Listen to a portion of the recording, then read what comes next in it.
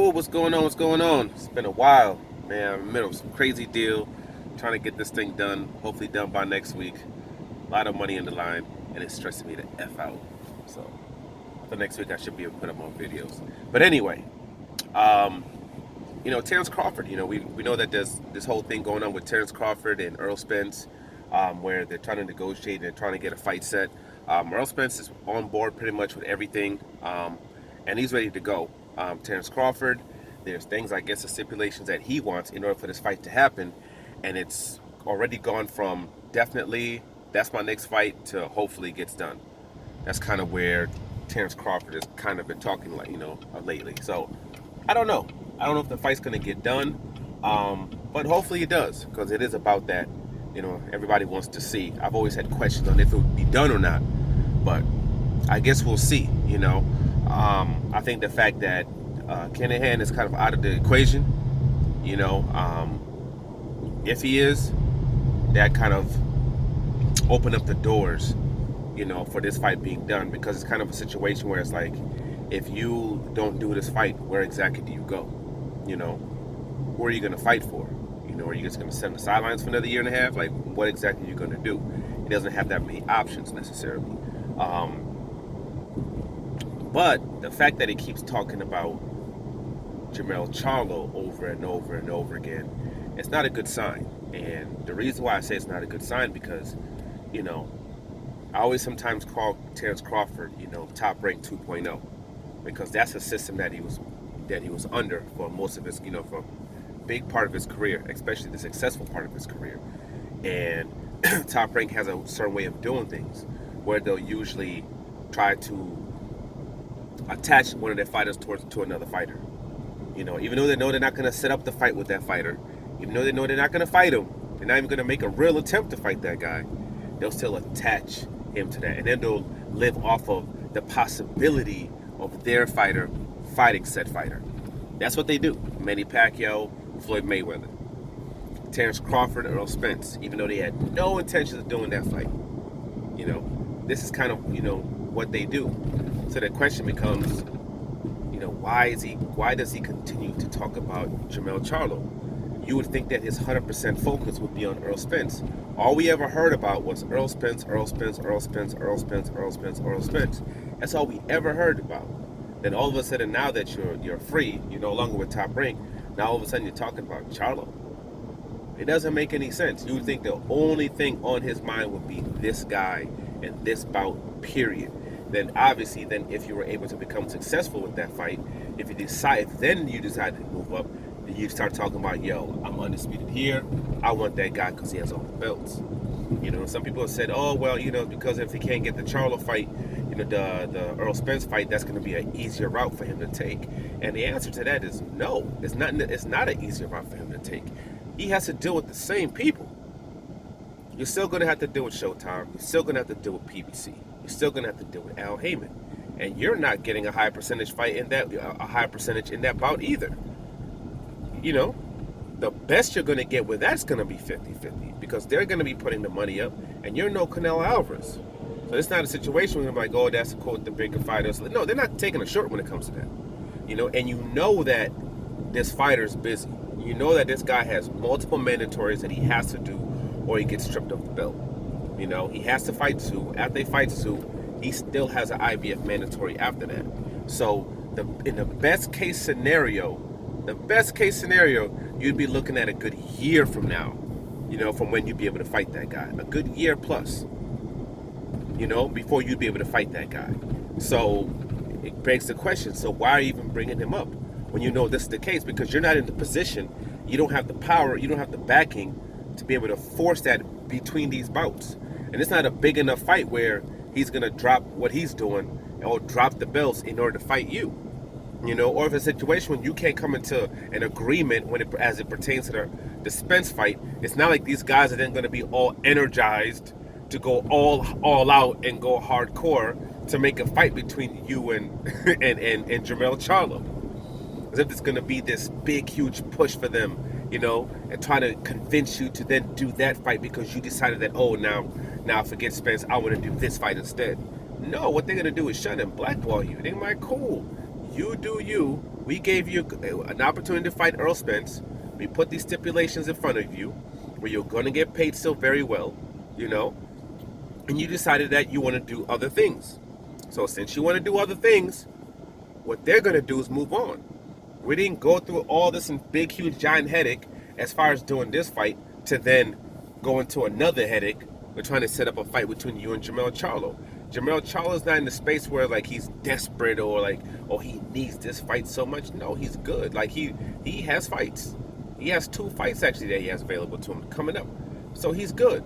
You know, out of all these fights, would quote the Terence Crawford be the quote bigger fight? Yeah. The problem with that is we've seen Terence Crawford. We've seen him. I mean, he'd be better off fighting a Fundora. At least with Fundora, you're bringing in another element. You're bringing in another fan base. You know, and then you can go on pay-per-view and do the same numbers you do with Charlo, because the reality is when Charlo goes on pay-per-view, not Charlo, with Terence Crawford, whenever Terence Crawford goes on pay-per-view, even with people that he knows, people are well known with Porter did what, 120,000 pay-per-views? If that was Earl Spence doing the pay-per-view with Sean Porter in a rematch of their first fight, that would have been a 300,000 plus pay-per-view. That would have been a $4 or $5 million gate, easy. That's what that would have been. Not a 1.2 with 120,000 pay-per-views, as the case was with Porter versus Terence Crawford. So it's not like he brings in anything like that. He's been on the sidelines for a while now. You know, so why are they going to give you 60% or 70% or whatever it is you believe you'd be worth in a particular bout like that? That would be at best a 50-50 type of fight when it comes to revenue and things of that nature, which if you think you deserve 50-50 for Earl Spence, you're probably going to think that you deserve even more than that for Charlo. You know, so, but the reality is they're probably not going to still want to work with you like that. They're not going to have, the only reason they even have this level of energy to work with you is due to the fact that Earl Spence wants this fight so bad. That's why when it comes to Charlo's not even in a position where this would be about for him. You know, it's not even in a position where he could do this bout right now if he wants to stay undisputed, which looks like it's something that he does. The only time he's going to drop any of those belts is if Earl Spence goes up in weight. You know, and if Earl Spence goes up in weight and he's having other fights, that's not going to, what Terence Crawford's then going to say, oh, well, I'll fight Earl Spence at 154 pounds. Well, that's not going to make your positioning any better. One of the big things about this fight is the fact that it's for undisputed. You know, Earl Spence will go up and they'll have him fight Fundora. They'll just do that. You know, Charlo would drop one of the belts and they'll just have him do a unification when they have him fight for a vacant belt against one of these other guys. And it's the more higher gates that he does and the bigger pay-per-views that he does, and the more of you sitting on the sidelines or you taking some lower tier fight on YouTube or something like that, the less of leverage you're going to have. You're going to put yourself into even a worse position. You know, so I don't know. It doesn't. When you look at all that, it just doesn't make any sense that you'd have this fascination or this focus on Charlo. You know, usually from what I've seen when it comes to, to Top Rank when they're doing things like this, it's usually because they don't want to fight that other bout. They're not fighting that other guy. That's why they do that. So it's kind of like, hey, this bout, disappears, and I'm going to pretend like I'm focused on Charlo, and I really want Charlo, and Charlo is the one that's ducking me. Charlo wants no smoke, and I want to fight Charlo, even though he has a whole, year of fights that he has to do, of mandatories that he has to do. But I want Charlo though. But that's the guy that I want, and try to ride that wave. But usually when you're riding that wave in a way where you're fighting other people and you're fighting on a network. But unless he has something in the pocket that we don't know about, that's not the case. What is he doing? What, he's going to sign a deal with the Zone, say, F it, just give me this amount of money, and I'll just fight guys on your network? Is it going to be something like that? Then you can just call out Charlo,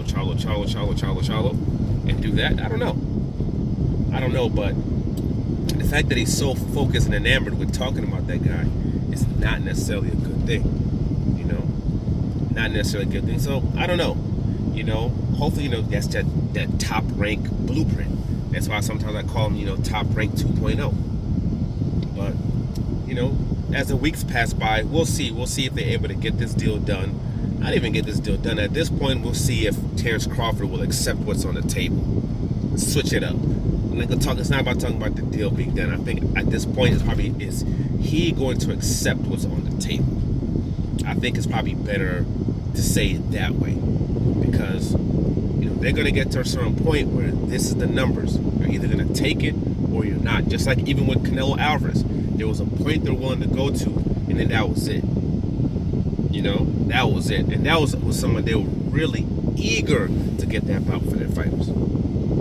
They were really eager. That was with somebody who sells, when they know we're going to cover all of this. They have question marks when it comes to this fight with Earl Spence and Terrence Crawford. That's why they're not putting in crazy numbers, because they don't know what this bout's going to necessarily do.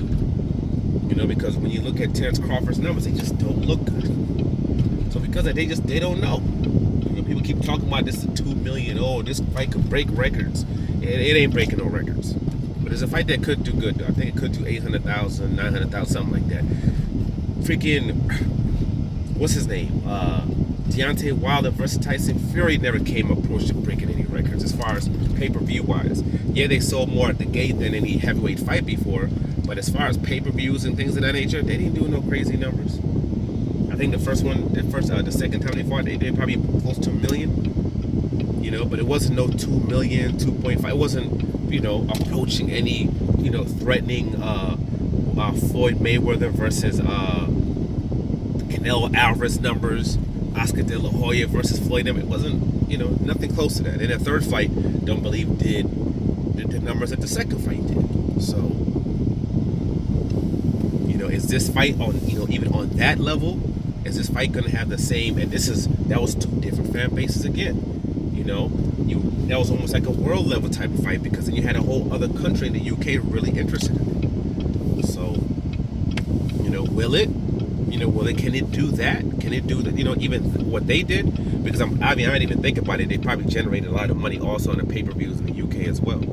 So, can they even do the numbers that fight did? I don't think so. I don't think it's anywhere close. But we'll have to see. We'll have to see. We'll have to see if Terrence Crawford takes the deal that's on the table. Because I'm not going to say if they can negotiate it. No, will he take the deal that's on the table? Because I think probably by now it's kind of like, all right, this is the deal. You got to decide if you want to take it or not. And if you don't want to take it, they're going to move on. And if he doesn't take this deal,